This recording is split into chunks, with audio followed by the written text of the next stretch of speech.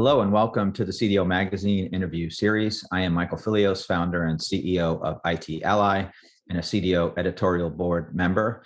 And we are partnering with CTO Magazine, MIT CTO IQ, and the International Society of Chief Data Officers in a series of interviews. Today, I have the pleasure of speaking with Nick Chaillan, former US Air Force and US Space Force Chief Software Officer and CTO Prevent Breach. Nick, welcome to the show. Thanks for having me. So excited. So I know you talk and engage with a lot of technology leaders and executives and others on these very important topics. I'm interested to know on a global scale, I'm sure, what are emerging as their concerns, for these folks. I mean, obviously security is always top of mind for everyone, but is there anything else that you see coming up, especially given the a climate that we're in with Russia and with the Ukraine? What are you hearing from your counterparts? Yeah, obviously it's not looking very good right now between the inflation, possible recession, and then you add the war, and you add the great resignation, as they call it, and people having the expectation that they would be able to work from home, and not every business can do that successfully. The fact is, and so it's a very interesting universe, and you see companies competing for talent. So there's, I think, a massive concern when it comes to talent. So that's why I've been focusing a lot in learning because there's such a massive opportunity when it comes to self-learning.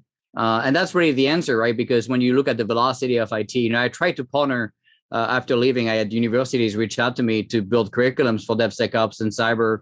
And most of these universities, pretty big names. I'm not going to mention the names, but pretty big names. You can imagine the top universities in the United States telling me, well, we want to use your name and your training and your curriculum. But we're not willing to update the curriculum more than every 5 years. And I told them, I wanted it every year, the content to be updated because of the crazy velocity of IT. At least, a good 80-70% of the content has to be at least, updated to some degree. And so, and they refused to do anything more than 5 years. So I had to walk away from that because I don't want people to spend a fortune and get a degree that effectively when they come out of the school, they have to spend another year to learn what they should be already learning, so it's just not good. And so I think what we're failing at, in education, and you don't see a lot of companies really solving that problem whatsoever. So it's probably the next big opportunity of a Uber model disrupting education is kind of enabling the self-learning, right? And really that's what I've been focusing on for the last couple of months, for example, because I had so much demand from at least 75, Fortune 500 asking for my time and asking for, feedback and helping some of their people. It's just not scalable. And so I've been creating, a curriculum, for example, to help, non-technical people to understand all the stuff we've been talking about, both on the culture side, the acquisition side, and the technical side, right? And so I think the biggest challenge you see is a lack of ability to empower people to learn and keep up, and of course, even catch up sometimes. And so I was giving an hour a day to my people to learn in DoD. It was obviously something that most people complained about on the leadership side. We struggle to invest in our people. There's this pretty famous meme, right, where the CEO, the CFO says, well, what if we invest in all these people and they end up leaving? And then the CEO says, well, what if we don't and they end up staying? And so that's a good example of like how you think about investing in people and your talent.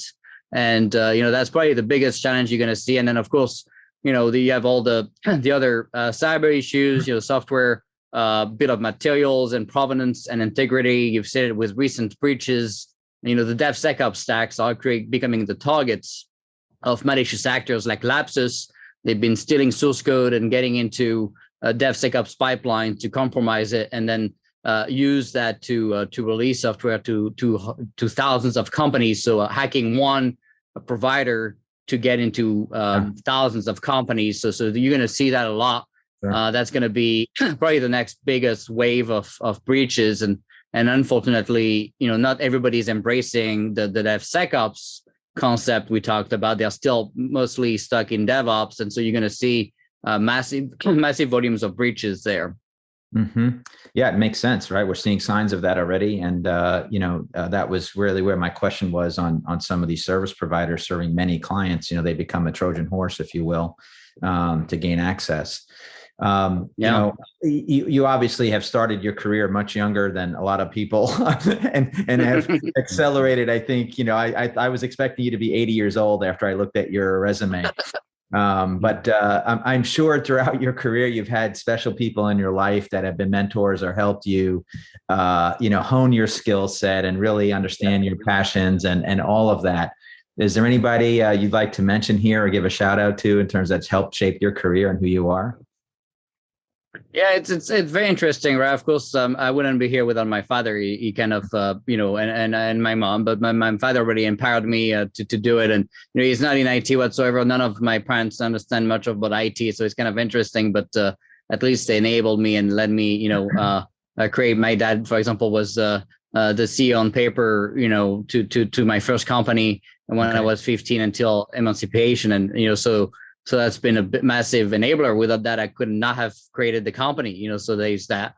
I was in a pretty small city, so it's kind of, small compared to here, I guess, but it's the second biggest city of France, Marseille, in the south. And so there's not a lot going on, and particularly back then, there was not all the networking and all the stuff. And honestly, it's pretty common now to see pretty young entrepreneurs, but back then it was not a thing, and so it was pretty tough. I didn't really have a lot of help, and most people would look at me and be like, what are you doing here? And where's your dad? Right. Because they always, expected the CEO of the company to be more than 15, 60 years old, 16 years old. So it's been tough, so I didn't really have someone at the very beginning, other than my family, I guess, to help me much. And and then over the years, I guess, until I moved here, it was mostly me helping a lot of people, and then maybe I had some great employees lasting 10, 15 years. There's a great French, my best friend since I was 3 years old, that was one of my first employee, Jean Bernard. And Jean Bernard is awesome, and he has his own companies now, but back then we were kind of joined at the hip.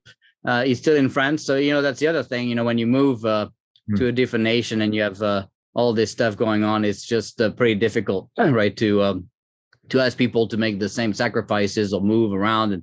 And so it's obviously something that's is pretty different. So I don't really have, I guess, that luck of having that one, mentor or whatever. I'm the mentor of now many people, but that's why I want to give back. And, but back then, I guess maybe I didn't manage to find them. I always found a lot of people after my money, that's for sure.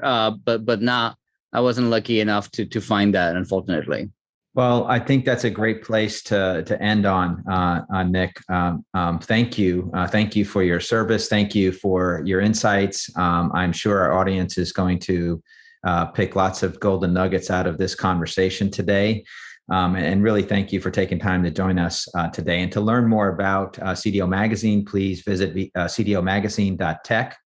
And thanks again, Nick, for your time. And you'll be seeing the output of this interview here shortly. Thanks for having me.